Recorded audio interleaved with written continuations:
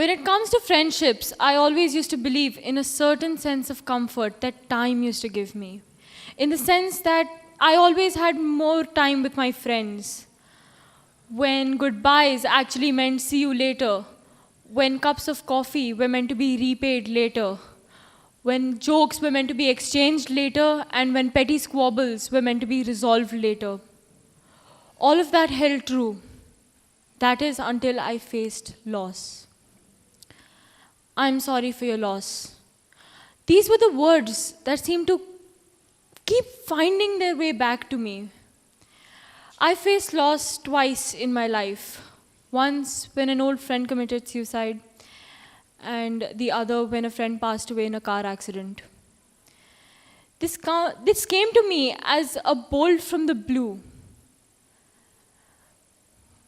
I used to feel that being put in a situation like this, especially at an age where your biggest concern should be not conforming to peer pressure, is jarring because you never know how to cope. That is until I realized nobody knows how to cope with grief, no matter the age. Loss isn't just about dealing with death. It's about dealing with a change in your entire life trajectory. What once was isn't anymore. And grief is getting accustomed to living in that space which they once lived in. They occupy a part of you, a part of your soul which you can never expel. I remember the girl I used to wave goodbye every morning before school stopped showing up at her building lobby, and the girl I used to have swim practice with has now stopped swimming forever. It never feels real. It always feels as if they're playing a cruel game of hide and seek, only they have been hiding for far too long. It only feels real when you see the pain their absence has caused to the people they know.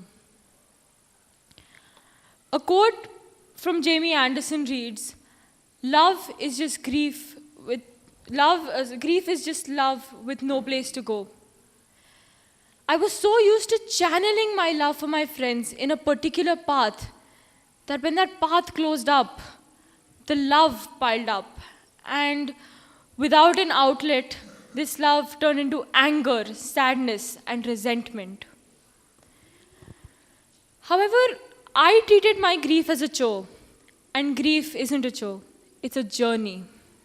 If you treat grief like a chore, acceptance becomes 10 times harder. You might have heard about the 5 stages of grief proposed by Kubler-Ross. But if you haven't, it's a theory that provides a framework for grief in 5 stages. Denial, anger, bargaining, depression, and acceptance. However, one often overlooked aspect of this theory is that it's non-linear. As in, it happens in no particular order. I didn't know this when I was grieving. I remember the night of the car accident, I was sitting at my dinner table trying to go through all 5 stages of grief in one night. In hindsight, it wasn't one of my best ideas, but bear with me, I wasn't a psychology student then. All I remember was feeling so utterly lost. But if there's one thing I knew at that time, is that I couldn't let death affect me the way it had before.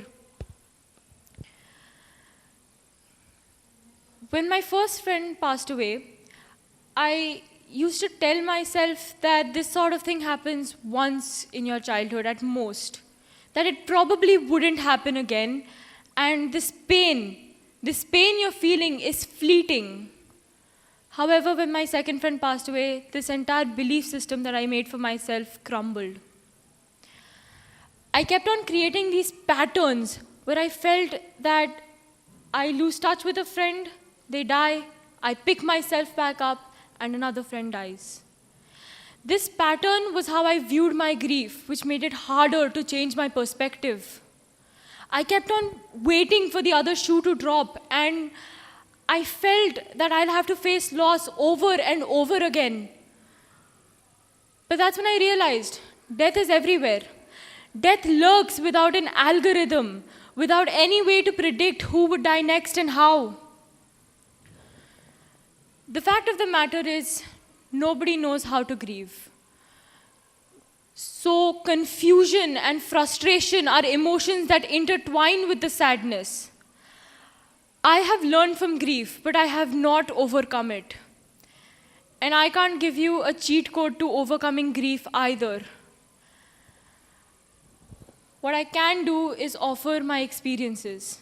Because in your journey, you finding yourself after grieving and you building yourself back up after you've been broken down, that is the key to acceptance. Thank you very much.